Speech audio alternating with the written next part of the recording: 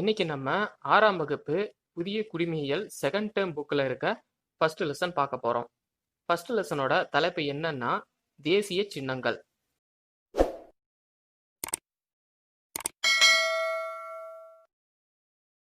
மயிலுக்கு தன் போர்வையை கொடையாக அளித்த குறுநில மன்னன் பேகன். தமிழ்நாட்டில் மயில்களுக்கான சரணாலயம் உள்ள இடம் புதுக்கோட்டை டிஸ்ட்ரிக்ட். எந்த இடம்னா விராலிமலையில இருக்கு. வௌவால்களைப் போலவே மீயொலி அலையை பயன்படுத்தி இரையை பிடிக்கும் உயிரினம் ஓங்கில், அதாவது டால்பின். பார்வை திறன் குறைவு டால்பின்க்கு. கங்கை நதிப்புறத்து கோதுமை பண்டம் என பாடியவர் யாருன்னா பாரதியார். இந்தியாவின் நீளமான நதி கங்கை. எவ்வளவு நீளம்னா 2525 கிலோமீட்டர். பிரம்மபுத்திர நதியின் நீளம் 3848 கிலோமீட்டர். இந்திய தாவரவியல் பூங்காவில் உள்ள உலக சாதனையை படைத்த ஆலமரம் உள்ள இடம் கொல்கத்தா, அவுரா பகுதியில இருக்கு. அடையாறு தியசாபிகல் சொசைட்டிலையும் ஒரு பெரிய ஆலமரம் இருக்கு. உலகிலேயே கூடு கட்டி அதில் முட்டை வைத்து இனப்பெருக்கம் செய்யும் பாம்பு வகை கருநாகம் அல்லது ராஜநாகம். நார்மலா ராஜநாகம் 18 அடி நீளம் வரை வளரும். அடுத்தது இயற்கை தேசிய சின்னங்கள் அரசால் ஏற்றுக்கொள்ளப்பட்ட ஆண்டு. ஆலமரம் 1950 ஏற்றுக்கொள்ளப்பட்டது. இது பெருமையின் சின்னம் மற்றும் மருத்துவ குணம் கொண்டது. அடுத்தது தாமரை. தாமரை 1950 ஏற்றுக்கொள்ளப்பட்டது.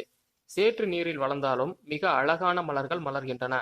இளஞ்சிவப்பு நிறத்தில் உள்ள தாமரையை செந்தாமரை என்கின்றோம். அடுத்தது மாம்பழம். மாம்பழம் 1950 ஏற்றுக்கொள்ளப்பட்டது. வைட்டமின் ACBயை அதிக அளவில் கொண்டது. பெரும்பாலும் சமவெளிகளில் விளைவிக்கப்படுகிறது. அடுத்தது மயில். மயில் 1963 ஏற்றுக்கொள்ளப்பட்டது.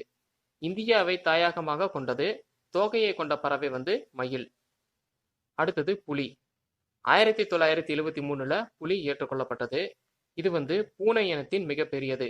உலகின் மொத்த புலிகள் எண்ணிக்கையில 70% இந்தியாவில் தான் இருக்கு. அடுத்தது கங்கையாறு. கங்கையாறு 2008 ஏற்றுக்கொள்ளப்பட்டது. இது வற்றாதாறு. வரலாற்று புகழ்பெற்ற தலைநகர்கள் இவ்வாற்றங்கரையில தான் தோன்றி செழித்தோங்கின. அடுத்தது ஆற்று ஓங்கில், அதாவது டால்பின். டால்பின் 2010 ஏற்றுக்கொள்ளப்பட்டது. தான் வாழும் ஆற்றின் சூழல் அமைவின் நிலையை உணர்த்தும் கருவியாக செயல்படுகிறது டால்பின். இது அருகி வரும் உயிரினமாக உள்ளது. அடுத்தது யானை. யானை 2010 ஏற்றுக்கொள்ளப்பட்டது. ஆசியாவை தாயகமாக கொண்டது யானை. தான் வாழும் காட்டு பிரதேசங்களை பாதுகாப்பதில் முக்கிய பங்கு வகிக்கிறது யானை. அடுத்தது லாக்டோபேசில்லஸ். லாக்டோபேசில்லஸ் 2012 ஏற்றுக்கொள்ளப்பட்டது. இது ஒரு தோழமை பாக்டீரியா. இது லாக்டிக் மற்றும் பாக்டீரியாக்களின் குழுவில் முக்கிய பங்கு வகிக்கிறது. அடுத்தது ராஜநாகம். கோபிபாகஸ் ஹானா. உலகில் நீண்ட விஷம் நிறைந்த பாம்பு ராஜநாகம். இது இந்தியாவின் மலைக்காடுகள் மற்றும் சமவெளிகளில் வாழ்கின்றன. அடுத்தது தமிழகத்தின் மாநில இயற்கை சின்னங்கள். மாநில விலங்கு வரையாடு. மாநில பறவை மரகதப்புறா. மாநில மலர் செங்காந்தல் மலர். மாநில மரம் பனைமரம்.